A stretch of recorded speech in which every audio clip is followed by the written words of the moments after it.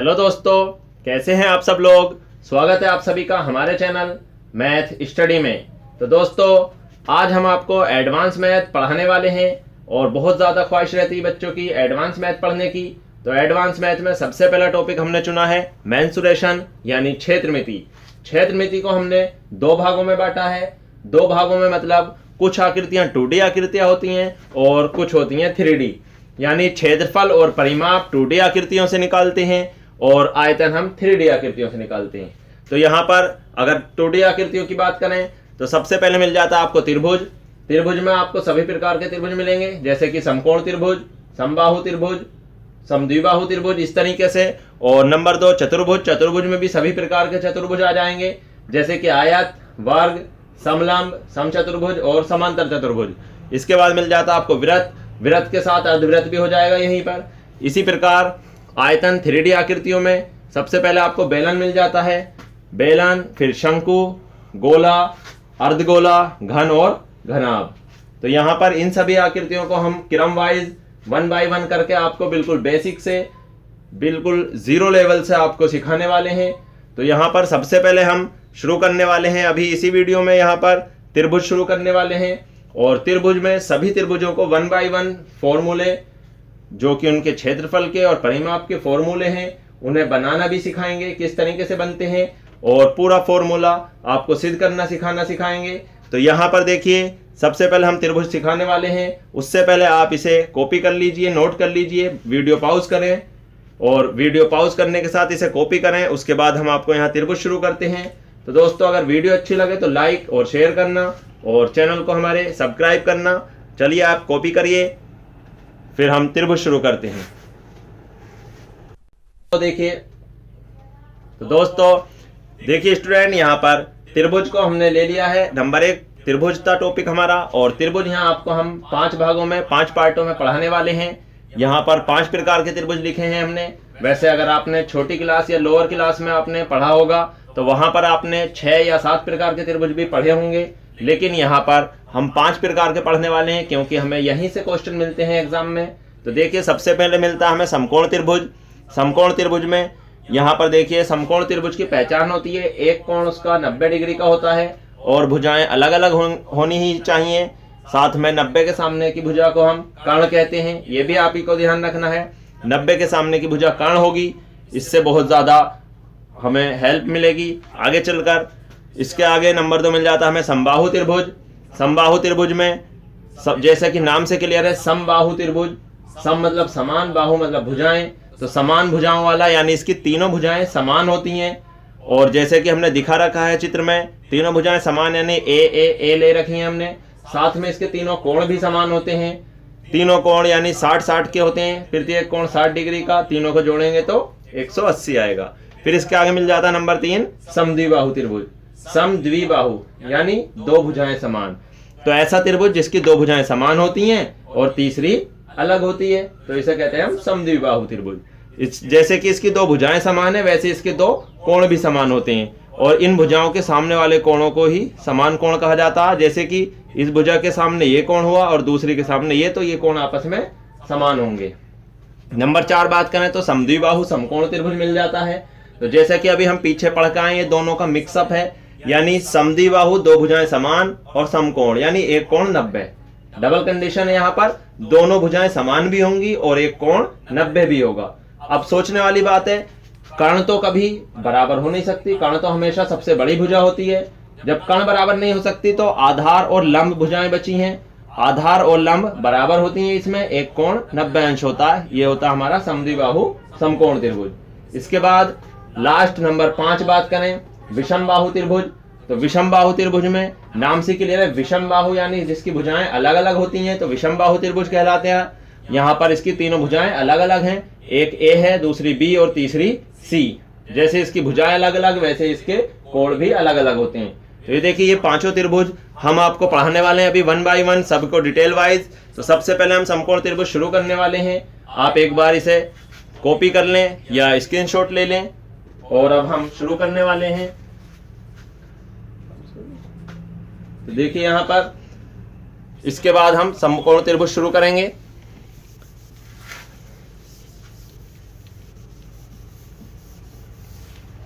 Number 1 समकोण त्रिभुज। समकोण त्रिभुज में अभी आपको हमने बताया ही है, एक कोण 90 डिग्री का होता तो समकोण त्रिभुज कहते हैं हम उसे। तो यहां पर देख लीजिए, यह है हमारा समकोण त्रिभुज। यहां पर यह कोण इसका 90 डिग्री का होगा। भुजाएं अलग अलग लेंगे, ए, बी और सी, 3 भुजाएं लेते हैं समकोण त्रिभुज में। अगर समकोण त्रिभुज के क्षेत्रफल की बात करें तो क्षेत्रफल का सूत्र होता है इसका 1/2 गुणा आधार गुणा लंब। 1/2 गुणा आधार गुणा लंब। लंब को हम यहाँ पर ऊंचाई भी कहते हैं। ऊंचाई और लंब एक ही होते हैं, आप ध्यान रखेंगे, कभी कंफ्यूज नहीं होना। ऊंचाई और लंब एक ही होता है। जैसे कि ये देख लीजिए, यहाँ अगर हम इसे ऊंचाई कहें, ऊपर वाले बिंदु से नीचे वाले बिंदु तक की दूरी ऊंचाई है, और यहीं पर यहाँ पर लंब है। और लंब और आधार आपस में चेंज भी हो जाते हैं। ये थोड़ा सा कंडीशन अप्लाई होती है त्रिकोणमिति में जाकर, यहाँ पर क्लियर होता कि लंब कौन सा है और आधार कौन है। वैसे आपस में एक दूसरे को चेंज कर लें तब भी कोई दिक्कत नहीं होती। तो ये इसका क्षेत्रफल है। अगर परिमाप की बात करें तो परिमाप में आप हमेशा याद रखें, ज्यादा सूत्र याद करने की जरूरत नहीं है। परिमाप में सूत्र याद ना करके बल्कि बेसिक बात समझें। और बेसिक बात यह होती है, परिमाप जितनी भी भुजाएं होती हैं आकृति में, चाहे वो त्रिभुज हो या कोई और आकृति हो, उस आकृति की सभी भुजाओं का योग परिमाप कहलाता है। जैसे कि इसमें 3 भुजाएं हैं तो तीनों भुजाओं का योग कर लेंगे, यानी a + b + c परिमाप मिलेगा हमें, तीनों भुजाओं का योग। और एक बात और बता दें, यहाँ पर समकोण त्रिभुज, जब समकोण त्रिभुज प्राप्त होता हमें तो वहां हम एक पाइथागोरस प्रमेय का यूज कर लेते हैं। पाइथागोरस प्रमेय क्या होती है, इसी के लिए हम इसे बताने वाले हैं आपको। पाइथागोरस प्रमेय, इससे हम किसी और त्रिभुज में भी क्षेत्रफल निकालने में यूज करी जाती है पाइथागोरस प्रमेय।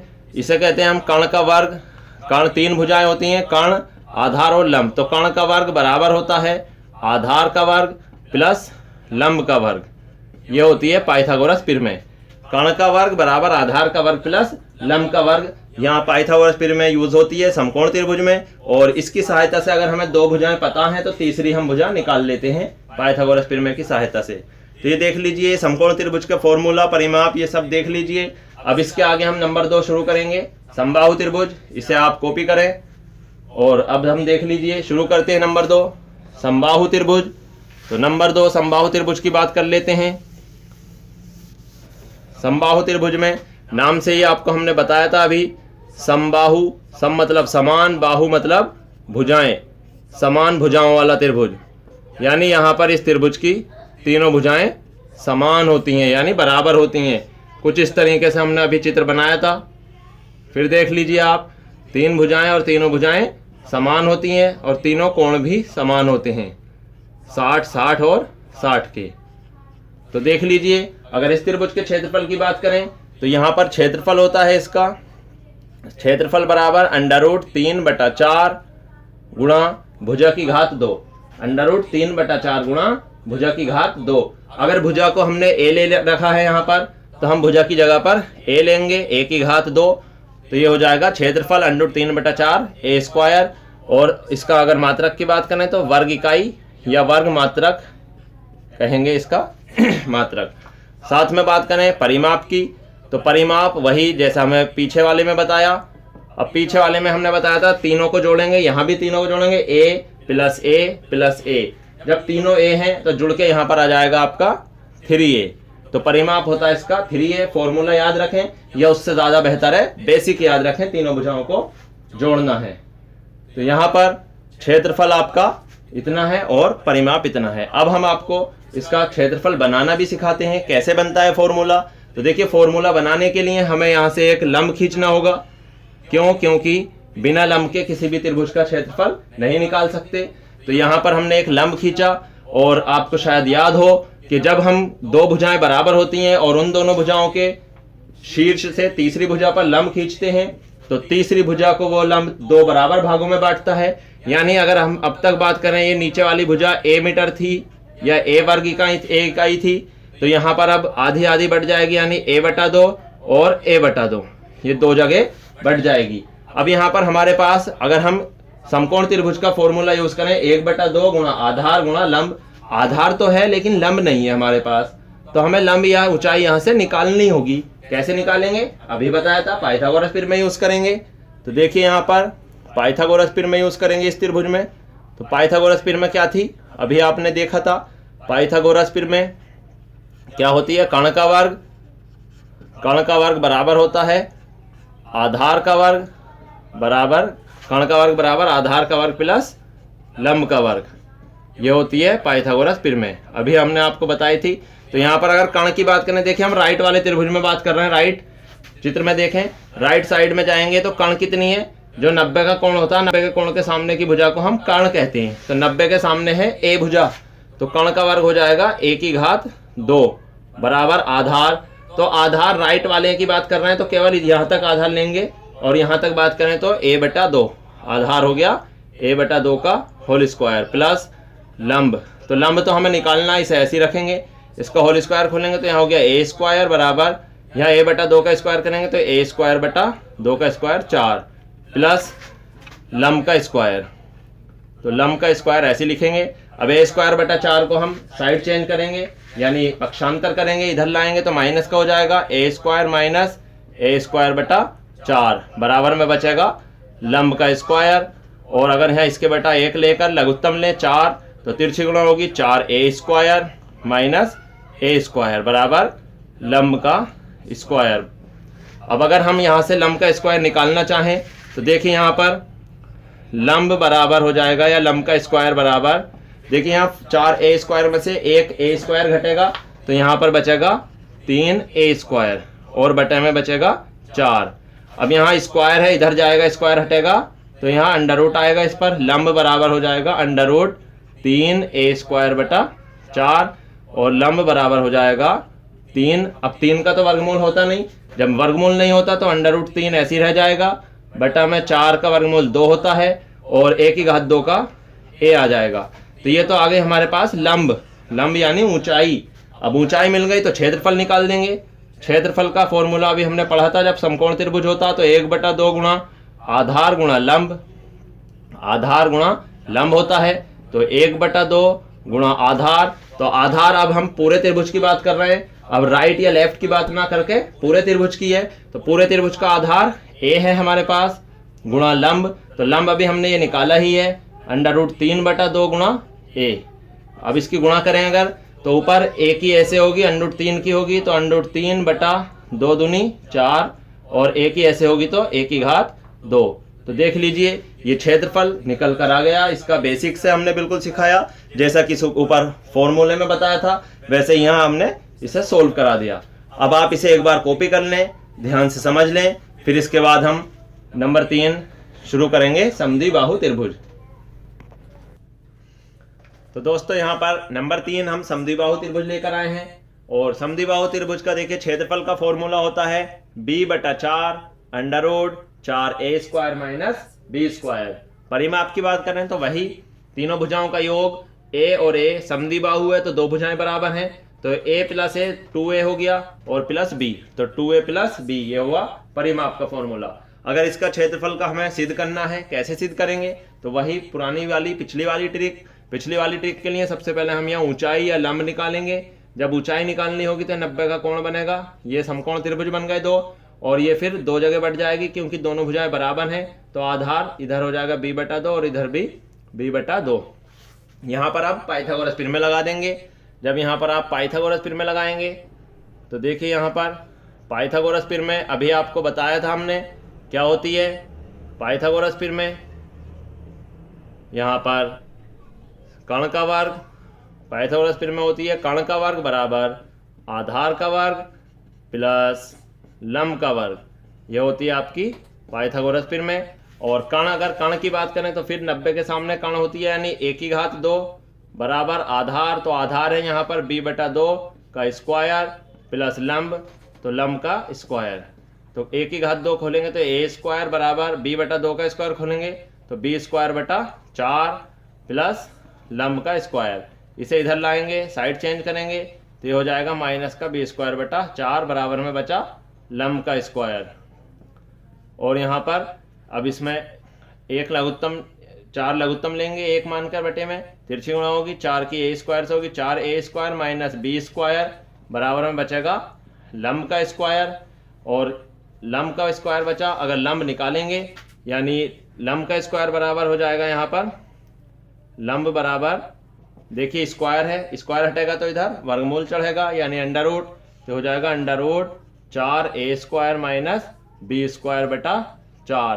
तो लंब बराबर आ जाएगा यहाँ से, नीचे बटे में 4 है, 4 का वर्गमूल होता है 2, तो 2 आ जाएगा नीचे, और अंडर रूट में ऊपर बचेगा 4a square minus b square, ये बचा लंब।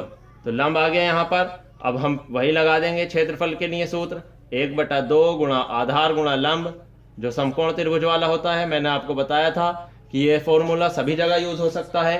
तो यहाँ पर देखिए 1/2 गुणा आधार, अब पूरे त्रिभुज की बात करना है तो फिर आधार b लेंगे, b गुणा लंब, लंब अभी हमने निकाला ही है, under root 4a square minus b square बटे 2। तो यहाँ पर देखिए जब गुणा करेंगे तो बनेगा b/2 दूनी 4 और अंडर रूट में 4a square minus b square. तो ये क्षेत्रफल निकल के आ गया, लंब इसका यह आ गया, परिमाप आपके सामने है। तो ये देखिए नंबर 3 समद्विबाहु त्रिभुज भी पूरा हुआ। अब बात करेंगे समद्विबाहु समकोण त्रिभुज की, आप इसे कॉपी करें। और अब देखिए हम नंबर 4 पर चलते हैं सीधे, समद्विबाहु समकोण त्रिभुज। तो इसे कॉपी कर लें आप एक बार या शॉर्ट ले लें। और अब हम नंबर 4 पर चलते हैं। तो यहाँ पर देखिए नंबर 4 समद्विबाहु समकोण त्रिभुज की बात हो रही है, तो आसान हो जाएगा समद्विबाहु समकोण त्रिभुज। नंबर 4 की बात करते हैं, समद्विबाहु समकोण त्रिभुज। अभी हमने आपको छोटे से लेवल में बताया भी था समद्विबाहु समकोण त्रिभुज के बारे में। तो यहाँ पर समद्विबाहु समकोण त्रिभुज जैसे नाम से क्लियर है, दो भुजाएं समान और साथ में समकोण भी है, यानी ये दोनों भुजाएं समान हैं, समकोण यानी 90 का कोण है, और ये कुछ भी ले लो आप, सी ले सकते हैं, इसे कुछ भी ले लें। ये हो गया समद्विबाहु समकोण त्रिभुज, दो भुजाएं समान, समद्वि यानी दो भुजाएं समान और साथ में समकोण त्रिभुज। अगर यहाँ पर इसके क्षेत्रफल की बात करें तो इसका क्षेत्रफल क्या होगा, देखिए 1/2 गुणा आधार, अगर आधार की बात करें तो a गुणा लंब, तो लंब भी क्या है इसका a, 1/2 गुणा आधार गुणा लंब, तो लंब भी a है और आधार भी a है, तो a गुणा a, तो क्षेत्रफल क्या हो जाएगा, क्षेत्रफल बराबर a स्क्वायर बटा 2, a की ऐसे गुणा हुई तो a स्क्वायर बटा 2 हो जाएगा इसका क्षेत्रफल। और अगर परिमाप की बात करें तो परिमाप इसका आप बिल्कुल वही होगा पिछले की तरह, 3 भुजाएं हैं, तीनों भुजाओं का योग करेंगे तो a और a 2a हो जाएगा, प्लस में b या c जो भी है वो हो जाएगी तीसरी भुजा। तो इसमें तो कुछ सिद्ध करने वाली बात ही नहीं है। क्षेत्रफल आ गया आपके सामने 1/2 गुणा आधार गुणा लंब यानी a स्क्वायर बटा 2। तो आप इसे भी नोट करें, कॉपी करें। और अब बात करते हैं सीधे नंबर 5 विषम बाहु त्रिभुज की। तो देखिए यहाँ पर विषम बाहु त्रिभुज पर चलते हैं अब हम, और विषम बाहु त्रिभुज में एक नई चीज मिलेगी आपको। यहाँ पर नंबर 5 विषम बाहु त्रिभुज। तो विषम बाहु नाम से ही क्लियर है, जैसा कि विषम बाहु यानी जिसकी भुजाएं विषम हो, यानी अलग अलग भुजाओं वाला, जिसकी तीनों भुजाएं छोटी बड़ी कुछ भी हो सकती हैं। ऐसा भी हमने एक कोई त्रिभुज ले लिया, ऐसा अलग है, ए बी सी इसकी भुजाएं हैं। तो यहाँ पर क्या होने वाला, देखिए इसके लिए एक अलग फॉर्मूला होता, उसे हम बोलते हैं हीरोज फॉर्मूला। और देखिए हीरोज फॉर्मूला केवल विषम बाहु त्रिभुज में ना लगकर सभी त्रिभुजों में लग जाता, बस उसकी शर्त है कि तीनों भुजाएं आपको पता हो, तीनों भुजाओं का पता होना जरूरी है, तभी आप विषम बाहु त्रिभुज हो या कोई और त्रिभुज हो सभी में फॉर्मूला लगा सकते हैं, हीरोज फॉर्मूला। तो एक बार आप फॉर्मूला देख लीजिए। सबसे पहले आपको बता दें यहाँ पर परिमाप जो होता आपका, तीनों भुजाएं अलग अलग हैं तो परिमाप होता है a + b + c, ये परिमाप है। परिमाप को यहाँ पर शो करते हैं हम 2s से, 2s बराबर a + b + c। अगर हम यहाँ s निकालेंगे तो s बराबर मिलेगा आपको a + b + c बटा 2, ये होता है यहाँ से s का मान। अर्ध परिमाप बोलते हैं s को, यहाँ पर हम अर्ध परिमाप निकाल लिया s। अब s क्यों निकाला, देखिए यहाँ पर क्षेत्रफल इसका कुछ ऐसा ही होता है। क्षेत्रफल का फॉर्मूला इसका √ s - a गुणा s - b गुणा s - c, ये इसका क्षेत्रफल का फॉर्मूला होता है, इसे हम बोलते हैं heroes formula. √ s × s - a × s - b × s - c, तो ये हीरोज फॉर्मूला इसीलिए कहलाता है क्योंकि ये सभी प्रकार के त्रिभुजों में लग जाता है। बस इसकी एक ही शर्त है और वो क्या है कि तीनों भुजाएं पता होनी जरूरी हैं। अगर तीनों भुजाएं नहीं पता तो आप इससे फॉर्मूले को यूज नहीं कर सकते। तो ये देख लीजिए परिमाप और क्षेत्रफल का फॉर्मूला हुआ विषमबाहु त्रिभुज का। तो यहाँ पर सभी त्रिभुज आपने बेसिकली 1 by 1 बिल्कुल स्टेप बाय स्टेप 0 लेवल से पढ़ लिए हैं। यहाँ पर सभी के फॉर्मूले अगर आप याद कर सकते हैं याद करिए, रटना नहीं है, एक बार समझ लीजिए। बाकी जब हम क्वेश्चन कराएंगे तो आपको क्वेश्चन में ये खुद ही याद हो जाएंगे। तो देखिए दोस्तों, इस वीडियो में इतना ही। अगर वीडियो अच्छी लगे तो लाइक और शेयर करना और चैनल को हमारे सब्सक्राइब